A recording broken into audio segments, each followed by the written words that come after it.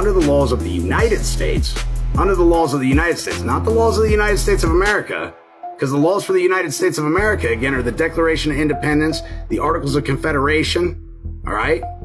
And from the Articles of Confederation, they created the Northwest Ordinance and Territory. And then they had the Organic Constitution of 1787. Nobody's ever taken, no president has ever taken the Article 6 oath properly. Therefore, from George Washington to the present day, there is no Article 3 court because none of them have taken the proper oath of office. So when they tell you the Constitution doesn't matter, it doesn't apply in this courtroom, they're being 100% factual and honest with you. They're telling you the truth because it's not the Constitution that binds them. To perform any or all of their usual banking functions except as otherwise prohibited. They're showing you that this is all business. You have to learn contract. It's all business. The appropriate authority having immediate supervision of banking institutions. Remember, Proclamation 2039 says any person engaged in banking business, whether selling commercial paper, loaning commercial paper. Well, isn't that what you do when you walk into a bank and you sign an application along with a tender and a laundry receipt to it? Isn't that a security obligation of the United States? Sure it is.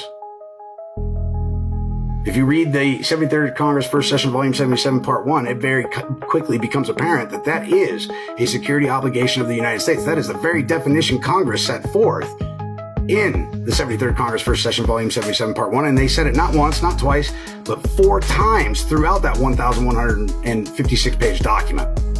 Okay? And Congress assembled from March 4th to March 9th. 4 times they state that an application with tender and a receipt is a security obligation of the United States. Well, who's authorized to create security obligations of the United States? We are. Why? Because they mortgaged everything. They had to give us a remedy. We create the new money that is then lent to the bank. The bank then lends it then extends it to the Office of the Comptroller of Currency for verification and validation purposes. After being verified and validated, the Office of the Comptroller of Currency turns it over to the Secretary of Treasury. The Secretary of Treasury then prints Federal Reserve notes that are then issued to the banks that are for bank-to-bank deposits and no other purposes are authorized. Period. Your notes, drafts, bills of exchange, bankers' acceptance, trade acceptances are the new money. In each state or any place subject to the jurisdiction of the United States. Listen to that. Subject to the jurisdiction of the United States. Article 1, Section 8, Clause 17.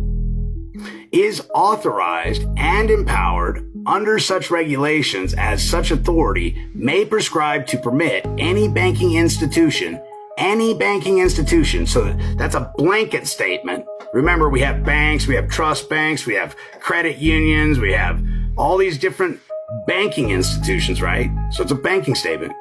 Prescribed to permit any banking institution in such state or place other than banking institutions covered by the foregoing paragraph to perform any or all of their usual banking functions except as otherwise prohibited. All banks. So we're talking about the Federal Reserve Bank. We're talking about member banks. We're talking about non-member banks. We're talking about persons who engage in banking, which is your juristic persons, your domestic trust, your United States citizen. The Social Security juristic person is in fact a transmitting utility, okay? That transfers obligations, moves debts, debits and credits. Okay, it's the game piece that moves the debits and credits. All right. And also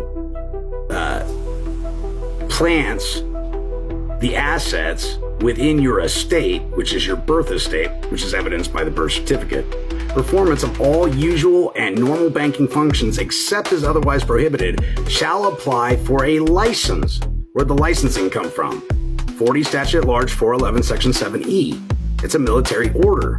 It's under the new trust, the trust indenture that the United States is now going to abide by under military occupation. That's why Executive Order 100, which is the Lieber Code, Article 2, Article 31, and Article 38 have so much force, weight, and effect. For a license, therefore, to the Secretary of Treasury, such application shall be filed immediately through the Federal Reserve Bank. When they're saying that you have to have a license, or that the Treasury has to have a license, what are they telling you? It's a business. It's a business. Businesses have licenses. What else do businesses have? Insurance. Insurance is for what? In case shit happens. Like Cat Williams says, if shit doesn't happen, you should get your money back. Well, I agree, except for there's no money in the economy. It's just debits and credits. That's it. It's ones and zeros on a ledger. And they're keeping a ledger, and you don't have your own ledger, and they're using a ledger against you that no one individual maintains and can testify under the pains and penalties of perjury to its accuracy, but you don't have your own fucking ledger. And so your lack of knowledge and being able to keep your own books is causing you heartache and strife because your record supersedes their record, because no agent and agency can testify under the pains and penalties of perjury to the accuracy of the record, because no one individual keeps your master file and handles your master file exclusively. It's passed from hand to hand to hand, from person to person to person, but you don't have any record of what you're doing. The new monies on account that you're creating by extending your credit applications, notes, drafts, bills of exchange, banker's acceptance, trade acceptances are launched to a receipt, which is a security obligation of the United States. The Federal Reserve Bank shall then transmit such applications to the Secretary of the Treasury. Licenses will be issued by the Federal Reserve Bank upon approval of the Secretary of Treasury. The Federal Reserve Banks are hereby designated as agents of the Secretary of Treasury, meaning the Federal Reserve Bank agencies are physical agents of the Treasury if you endorse your damn documentation properly.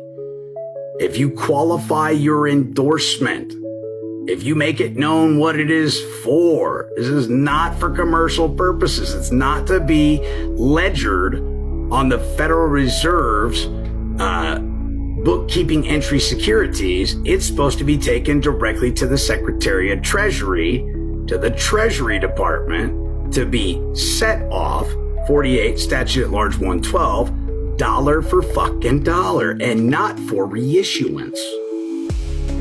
For the receiving of applications and the issuance of licenses in his behalf and upon his instructions.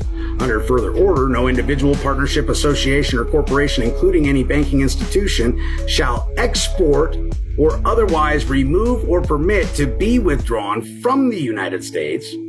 United States, that 10 square mile area, Washington, D.C., the federal enclaves, Guam, Samoa, Puerto Rico, military forts, bases, arsenals, the state colleges, the state capitals, or any place subject to the jurisdiction thereof of any gold coin, gold bullion, or gold certificates, except in accordance with regulations prescribed by or under license issued by the Secretary of the Treasury.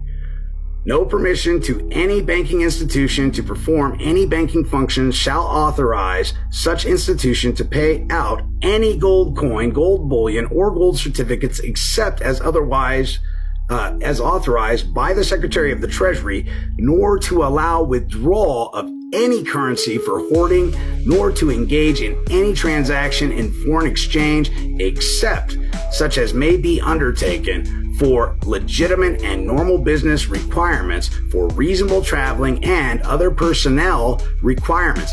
Personnel requirements should be a huge flag for you guys. This applies only to government employees, volunteers, and agents. Period.